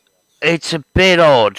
Yeah. It's like he has a house full of children or stuff. I don't know what, and he's talking to them and stuff. And this is a grown ass man. I mean, like, if people should do their own thing and stuff. I just keep asking myself, what is psychologically going on in his head? Why is this a comfort to him? It could be. I know that, like, some people do it for the fame. I think other people may do it for the comfort, because whatever is going on in their life. Do you know what I mean? Yeah. A lot of the times it's financial. There's no doubt about it. Yeah. Do you've seen over the years, I think we might have done it ourselves, embarrassingly so, where, you put a camera on a doll and then you stick a kid 2 meter on front of it, and that's not the way you would sort of, I don't think that would give you much results. Yes, you will get some EMF readings because you've got electrical equipment in your house and stuff. But if something you think it's got some sort of evidence of attracting spiritual beings or whatever, you would have to monitor that object for a long period of time. And a long period of time, I would say a year to 2 years, on and off kind of thing. Oh, do you know? Actually, I meant to bring this up. I got kind of excited because there's a show coming up on Netflix, and I don't know yet. I haven't seen it yet, so I'm not counting my chickens. But in the title, it says there are groups of either paranormal groups or people that they are putting into haunted locations for a month. And I thought, this is going to be interesting because it's not like they're throwing them in there for one night. They're going to be in these locations for a month. So it's going to be really interesting. The problem is with that, it's Netflix. It's not going to be serious investigators. Oh, I know that. It's going to be assholes who ain't got a clue what they're doing. I know that, but it's still going to be interesting. We've talked about that before. Yeah, when you talk about paranormal groups, a lot of these paranormal groups, they go out looking for the paranormal, and their aim is to look for the paranormal. So a lot of the time, their thought process is look for the paranormal. Yeah. And if something weird happens, it's paranormal. Bypassing the logical explanations around that. Because in their mind, they're paranormal investigators, And it's a TV show. If it's a paranormal TV show, there's going to be paranormal. If there's no paranormal in that TV show, who's actually going to watch? It's the same thing with YouTube. You know? This is the problem with paranormal nowadays. It's done backwards, Sam. Instead of going from normal to paranormal, like I said earlier, they're going from paranormal to normal. And that's where the problems lie in the paranormal at the moment. They don't want to see the normal. They just want everything to be paranormal. The paranormal has to be handed to the people on a plate. Yeah. A good example of that was Kim recently reviewed one of my sessions. And at the beginning of this session, I said something like, "Can you say hello, Sam, if you can hear me right now?" And the reply I got was, "F off." And it was inside the first 4 minutes. I didn't say anything like about it. I don't point these things out. These are for me. If you're a serious paranormal or ITC researcher, you're going to find that. It was up last week. Kim found it last night because she watched it, and that other people had watched it and actually missed it. So in these TV shows and these paranormal videos, that paranormal activity has to be handed on a plate, and it has to be an event. It has to be hyped up and stuff like that. Yeah.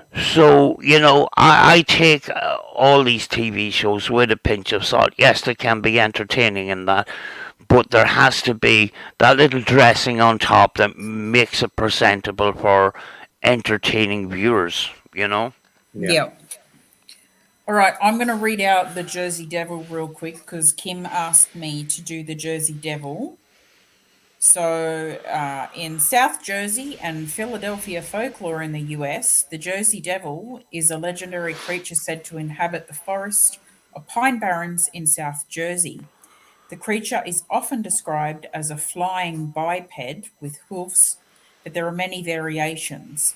The common description is that of a bipedal kangaroo-like or wyvern-like creature with a horse or goat-like head, leathery bat-like wings, horns, small arms with clawed hands like a T-Rex, legs with cloven hoofs, and a forked tail.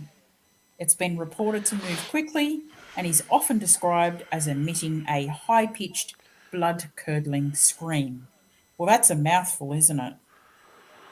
Certainly is. It's developed all that to deter being sucked by the Chupacabra. It's like they took bits of other animals and stuck them together to make something else. Yeah, it's like a Mr. Potato Man of mythical animals. Yeah, it's like a school project. It's the Chupacabra, half Chupacabra, half goat. See, this is why it fools around with the goat. It's got the hoofs and the horns and everything, see? I didn't even realise that the Jersey Devil was winged. Yeah. See, that's a new one to me. I watched a video on someone not long ago, and they went over to the Pine Barrens. Maybe in Sam and Colby. Oh dear. Yeah. No, that's why I gave you that look. We've got one over here that was something similar, and it happened. I believe it was in Victorian times, or it might have been the early 20th century. I can't remember. But they woke up, and it was down south, and there was hoof marks in the snow. But what was really strange was they ran up the walls of houses, they went over the roofs of houses, down the other side, and then down the walls and carried on. And these hoof prints went for miles, literally miles, and they've never worked out what, who or why. I've seen that actually, yeah. Yeah.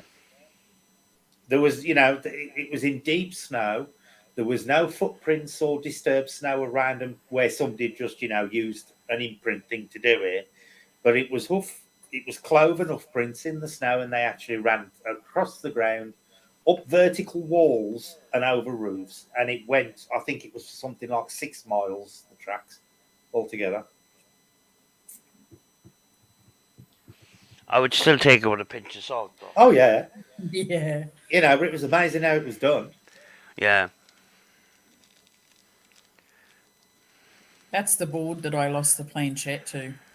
Is it? Yeah. When I moved the planchette, I still haven't found it. It's gone somewhere. Something up there was like, It's under your pillar. under my pillow. Yeah. Wouldn't that be freaky? It's influencing your dreams. You know, because the devil's coming through it and putting messages into your head. Oh, God. David says, my husband looks like Bigfoot minus the hair on his head. Like a baldy Bigfoot.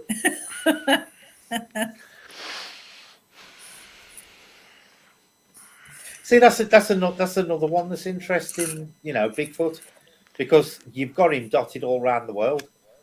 He appears in Tibet, he appears in the United States. Australia have got their Yowie, you know, Yep. Sasquatch. We've got Bigfoot over here in the UK And in Ireland. Yeah. The strange thing about it is there is actually these Facebook groups. There's a Facebook group, an Irish Bigfoot Facebook book group, and they have a website and all the rest of it. They all seem to be, a lot of the sightings seems to be around coastal forested areas, near the coast, not so much in the Midlands or anything like that, around coastal areas. There's actually, there actually is a case near here,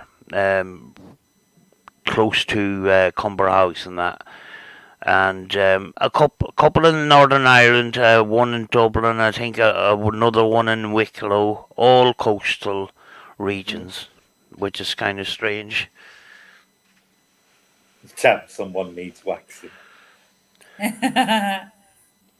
No, can't say I've ever heard of Donovan Dredd, to be honest with you. No, I haven't heard of him. It's interesting you mentioning coastal things, Sam, because a lot of UFO reports originate around coasts as well. And that's oddly, right, yeah. Oddly enough, I don't know why, but the majority of paranormal investigation is all done inland. You see very few people actually do any sort of paranormal research on the coast.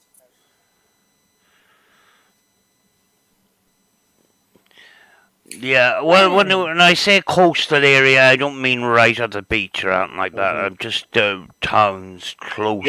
Yeah, that's what I'm saying. But, yeah. you know, very few people do coastal paranormal investigations, you know. And if you think about the amount of people who lose their lives in the sea, for example, technically it should be an hotbed for paranormal activity. Yeah, I mean, like we went down to I went down to the island, and there's a little pier down there, and we done a paranormal investigation down there, and we just spotted another place just as we were leaving, and we decided to check it out. And that's when things started happening. When we had already packed up and stuff, but we got to video it anyway, and we had a spurt box and stuff.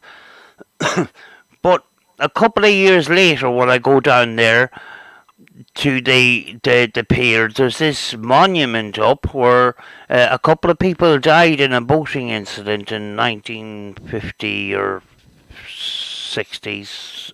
I think it was around the 1950s. I think it was four men lost at sea. And that can be, you know, there's similar stories all around a lot of these little harbours where, you know, back in those days, you know, boats weren't as big.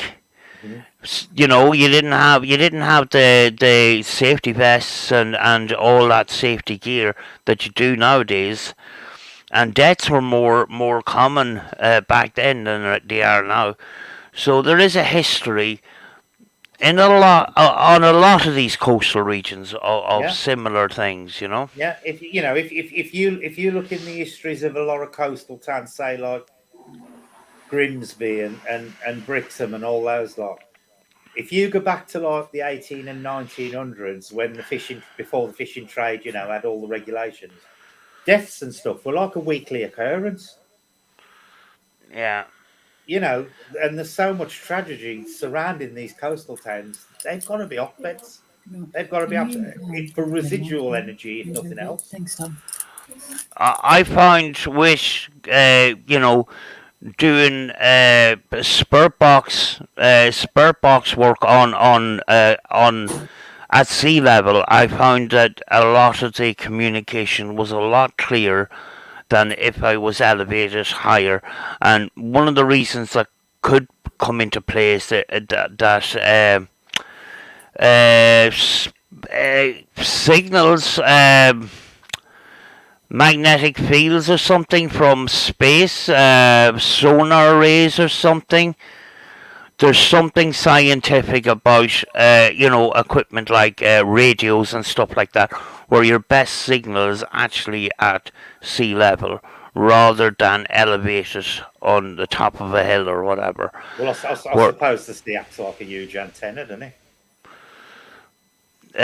Yeah, but the lower down you go, you get the less sonar radiation or these effects from the outer atmosphere that comes into the Earth's atmosphere. I can't. My brain's not working, but the signal and the communication that comes out on sea level is way less staticky and much clearer than elevated on top of a hill or above sea level, you know. I'm just reading that comment to see goes. Have you guys heard about the Virgin or alien crash case? Don't know if it counts as a legend, might not be old enough story, but supposedly there was a crash and they captured a live alien. Now I ain't heard of that one, Seago. That they apparently retrieved a live alien. Well, apparently there was two. I think they got from Roswell, or claims to be from Roswell. One apparently died shortly after the crash, but the other one lived a number of years. So people surrounding the Roswell incident claim. Yeah, Brazil in 1996. I just looked it up. No, I can't say it's one I'd heard of. I'm gonna have to look at that one later. But if you go into a lot of the UFO channels and stuff, there's a lot of claims on there that they've got captured aliens and stuff in quite a number of countries.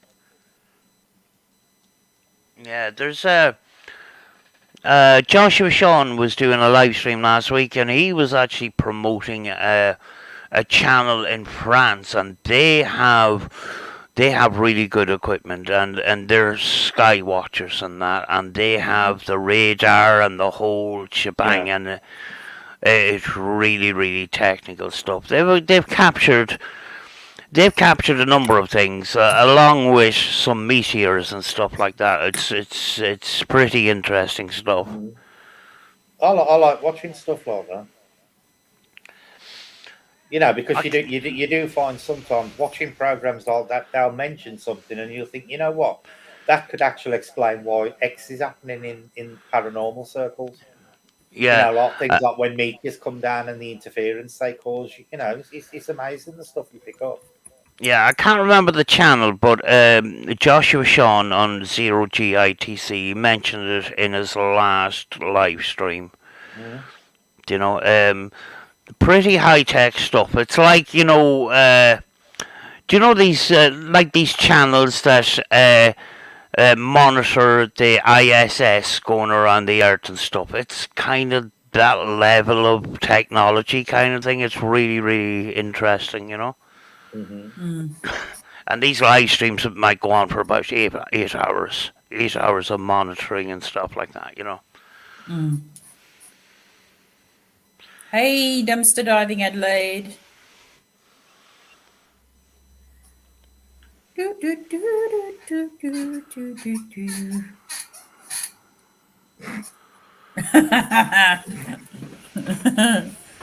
You need a new chair. Yeah, oh, these chairs had it well and truly. Do you know what's stuck in my head now? Omar singing dumpster diving, dumpster diving. That's what was stuck in my head. Dumpster diving. I'm so glad I don't know what you two are talking about. It's on, oh my gosh, well, from years ago when he used Never to do watched dumpster him. diving. Never watched him. Well, to be honest with you, Omar got me out of the house. Do you know that kind of way? Mm. Do you know? Yeah, I can pick holes in his paranormal evidence and that now. But he actually got me out and about to do some, abandoned explorers. And that I remember way back then when I was really, really sick that I couldn't leave the house. In my head, I'm going to get well, and someday I'm going to do this in Ireland. And I did for a while, and it was kind of thanks to him. Yes, I know he's entertainment and stuff like that, but he got me out of the house, and I wouldn't have this channel if it wasn't actually for him, because I was actually binge watching him at the time and that, It's funny actually how many of us in the community have watched people like Omar or the G team or someone else around those circles way back when and started making videos from then. Yeah, and I mean, like when you look back on it, some of these people they were struggling at the time, financially and stuff like that, and they made something for themselves. So, and I did see an interview, Casper Site is a channel in the UK, and they interviewed him, and that, and, he was asked the question, what do you think of these people that fake evidence and stuff like that? He just says, I just don't call them out because they're creating something, So I think people could say he's fake, but he's probably classed as entertainment, and he still has to put the time in to make the videos and stuff like that. But us in the paranormal that are looking for the real research and that, it does taint the paranormal in some way, and that's why sometimes people do have an issue with people like Omar and some of these people that go around and act scared in haunted places and pull a few stunts, that kind of way. Yeah, I think that that's why it's good though as well that you have channels like our streams that can educate people on kind of what's real and what's not, and the in between as well, because people can make their own mind up. They can go over there and go, well, I know that this is fake, but I enjoy watching it, so they watch it for that reason, Yeah. I've got no problems at all with paranormal entertainment. I just think they need to be upfront about it. Yeah, me too. I mean, like there is a guy in Russia that I actually watch, and I can't pronounce his name, and he at the beginning. In Russian and English, he says, this is for entertainment purposes. It's not real. Just enjoy. Now, to the video and that. And it's quite obvious it's entertainment because, I mean, like at one stage, he's got this gun. He brings a gun into the forest or into these abandoned places to protect himself. It's a sawn-off shotgun. And the shotgun comes off the ground, elevates, turns around and points at him, and he's running and stuff like that. The way he puts it together, and he's one person who brings a load of equipment.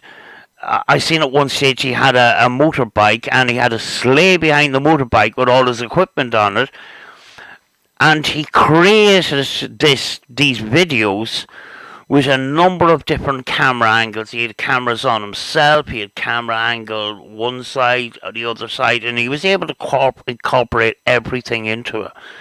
Quite interesting. It's kind of weird because one night he was out looking for Bigfoot, and every little sound in the forest he was blowing shotgun shots, and I'm thinking, oh my god, what if it's a person that's walking through the woods or whatever? It's very intense stuff, and it is entertainment, and people, not enough people actually, put that disclaimer at the beginning. Listen, this is fiction. It's created by me. Enjoy, because there's a lot of stupid people out there too who believe everything. You just have to go through comment sections. Comment sections can be very entertaining. Yeah. What people, believe and stuff like that, and oh my god, I hope you're okay, and all this kind of crap. And I'm thinking, Jamie Mac. See, the thing is, as technology has got more sophisticated, and as computers and stuff like video editing has advanced, it's made things a lot more difficult, because people said, oh, with the digital age and everybody's got a camera, it should make things easier. It actually makes things worse, because everybody and their dog can now create a convincing looking video that isn't real. Yeah, I have posted up a number of little documentaries on my community tab, and one of the documentaries, it showed, the dawn of the camera, and once the camera came into play, this fakery started happening, which was overexposure or taking photographs on top of photographs on the same play. On this, and for a long time, a lot of these photographs were believed to be, photographs of people, and then these very light images behind and stuff like that. They've since been, classed as fakes, but a lot of people believed them for a long time. But even at the dawn of the camera, fakery started to creep in, to try and convince people of paranormal activity and stuff like that, which is making it even more difficult now, because you got video effects and stuff like that. You got Photoshop and these other programs, Yeah, anybody now can sit down and create a video in a couple of hours that, unless you know unless you're a videographical expert, you wouldn't know whether they were actually genuine or not, unless the content is blatantly, over the top. You simply cannot tell without analysing them at the pixel level. You just can't tell. Yeah. On one of those documentaries, there's this guy, and he had this little Nikon Coolpix camera, and he had a gift of just taking a photograph, and a face would appear in it and stuff. So they got a group of people to come and investigate him and that, and they give him a card, an SD card, where they deleted on front of the camera. They formatted the card, and then they asked him to take pictures, and they observed him without the jump cuts and anything like that. The first photograph that he had taken, the face of Frederick Jurgensen appeared on the camera, and people are trying to get to the bottom of it, and it just seems to be that it's something to do with this guy, because every time he takes a photograph, a lot of the time he takes a photograph, and he just focuses. He takes a photograph, and a face appears on front of the camera. And there was another camera on him while he was taking the photograph. Yeah, it's quite extraordinary stuff. The thing is, Sam, if the paranormal is affected by things like magnetic energy and stuff like that, the more we've moved into the digital age, the more it should allow people like him, if it is a gift he's got, to be able to do stuff like that. Because surely it's easier to manipulate digital images because they involve, energy and stuff, than it is, even though normal photographs do, than it is to manipulate a photograph which is created by, light through a shutter sort of thing. Yeah. I'll be right back. Okay. Do you know, the weird thing is a lot of these historic documentaries around the paranormal, they don't get very much traction on YouTube. And I think, I think if people are interested in the paranormal, I think they should be interested in the history. I think it's just fascinating. And it's from a more simpler time. Where things were more basic, that kind of way. Yeah. But people are just too ready to accept everything. I was watching a video yesterday, and it was recent evidence of the Loch Ness Monster, and this guy had took a picture, and everyone's going, "Oh yeah, and it was quite close up of the loch with this creature swimming in the loch, and you can blatantly see it's a seal. You can see it's a seal, Sam, and everybody's on there raving about what great evidence it is, and I thought, you need to take a step back and add a bit of, rationalism into whatever you're doing, because the picture is blatantly a bloody seal. Yeah, I think in a lot of cases, there's a lack of understanding of technology and a lack of understanding of sort of basic science. I mean, like, you don't have to be a nerd, but a little bit of knowledge on some of these subjects might help in being more rational, Yeah.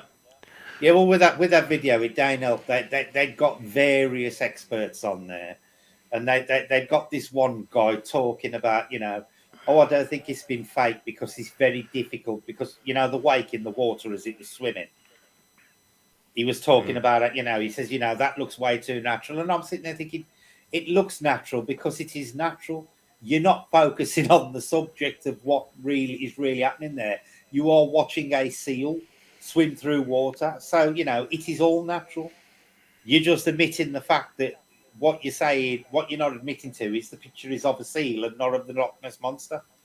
So, you've got to take people's biases into account as well. When you look at anything. I seen this documentary on the Discovery Channel, which really rattled my cage a couple of years later when I found out it was fake. The documentary was called The Body Found. Hang on, back in a sec. Phone's ringing.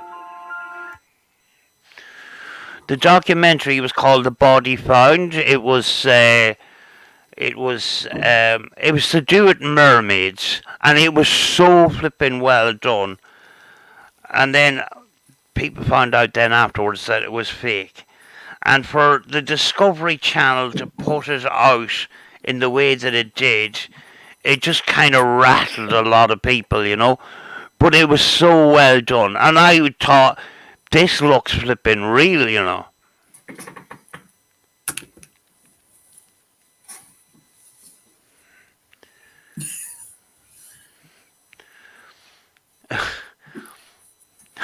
Have you seen that documentary, Julie? She hasn't her headphones on, I can't ask.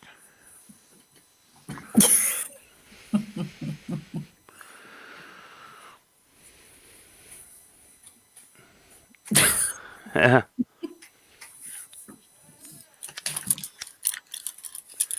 was getting ready to rob a bank. Did you ever see that documentary? I think it was on the Discovery Channel called "The Body Found." It was to do with mermaids. Me? Yeah. No, I don't think so. It is actually a very well put together documentary where these mermaids are washed up on a beach and stuff, and it really, really well put together. But it actually fooled a lot of people. We didn't figure out until a couple of years later that actually it was a fake. It was fake But I think it is on YouTube. It's called The Body Found. Do you know? So they actually staged an event to see if they could fool people. It was done like a Discovery documentary. Wow. Do you know? Mm-hmm. That's interesting. I'll probably go soon. I'll probably finish the live soon because I've got to get up and go riding tomorrow. And it's 10:39 here, PM. I'm still waking up. I was asleep 10 minutes before I came on here. I turned on the computer as the computer was turning on, went over, made the coffee, then went over to Facebook. Oh, damn, there's the link. Do you know? So, does anybody have any suggestions for next week's stream? Is there something that you'd like to hear us talk about or show or anything like that? Good night, sweetie. I have a couple of ideas for future streams, but I'm not really 100% as yet what I want to do.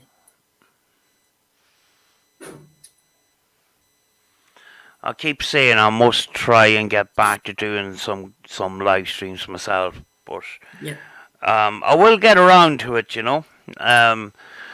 Somebody requested a kind of an audio podcast, like I done a kind of a video yesterday. I went out in the middle of the night. I went out about 3 a.m. in the morning and that. Because when I was recording the video, my audio and visuals were not syncing up, and I says, you know, somebody asked me an important question, and you know when you start talking in the comments and stuff, you can't fully get your whole message out.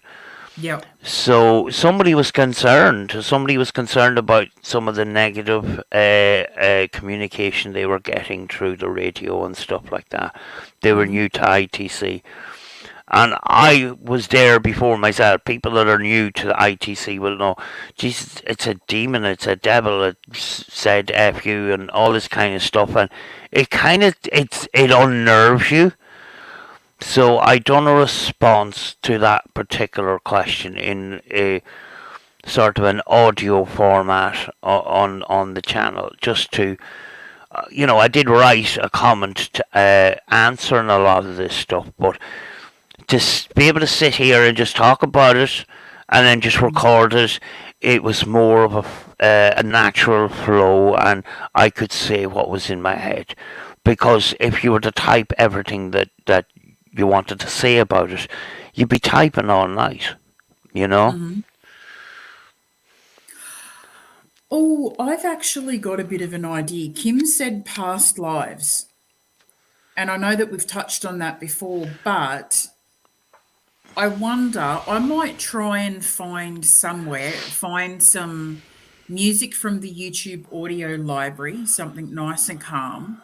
And I might try and see if there is a kind of a written regression that I can read out, and we can kind of play music and see whether we can do our own regression with everyone.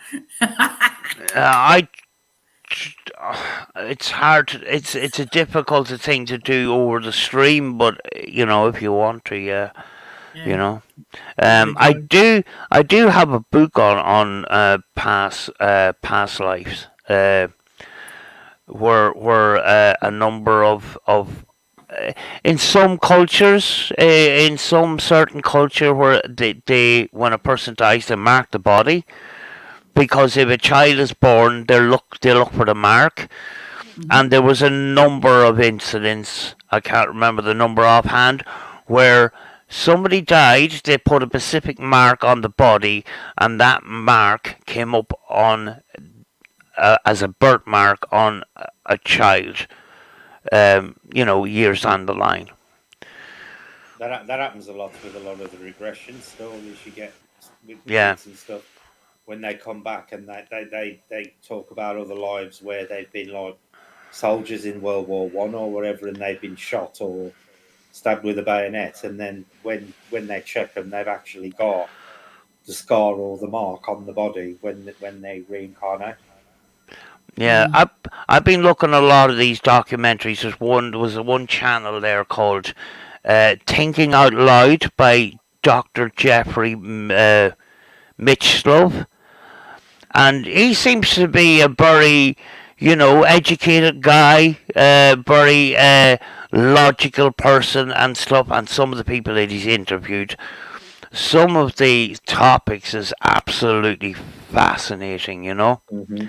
And I accidentally came up with his channel because I was looking for videos from Annabella Cardoso and ITC and EVP and stuff like that. But it went further. There was documentaries on military programs in the US where these people were able to read documents from the enemy that were locked in safes. Yeah, they had a big remote viewing program in the US military, especially during the Cold War period. Yes. Yes, so he interviewed a guy about that and stuff like that, and reincarnation. There's all sorts of stuff. He doesn't just cover the paranormal, he covers a lot of stuff, but the paranormal stuff was very, very fascinating and very, very logical the way it came across. Mm.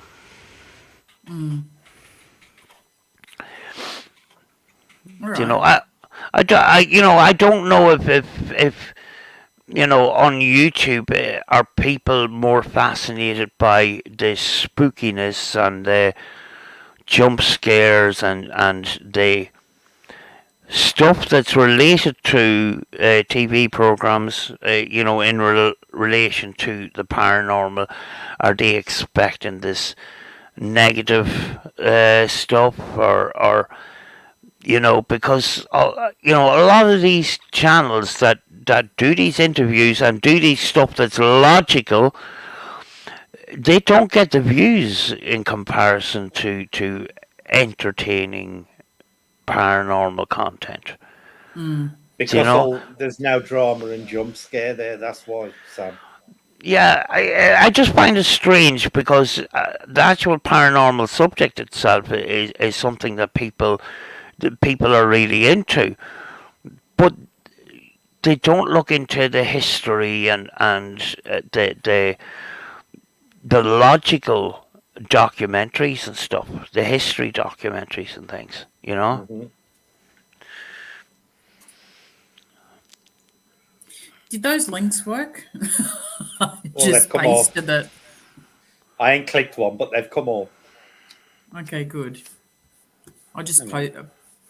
Let's click. If anyone wants the links for Sam's ITC channel or her Afterlife Productions channel, or if you would like to go over to Wolf Paranormal or Urban Wildlife UK, the links are also in the description below this video. Thank you very much. That's all right. Appreciate it.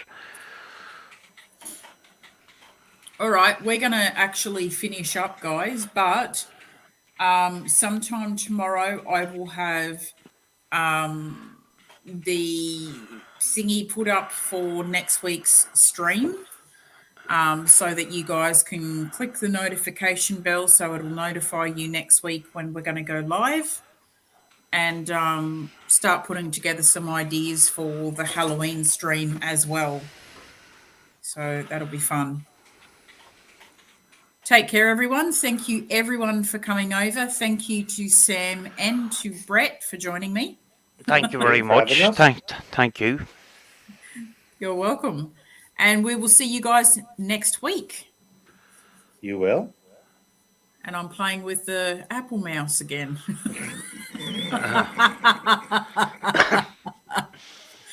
All right. See you later, guys. Bye. Bye. Bye-bye.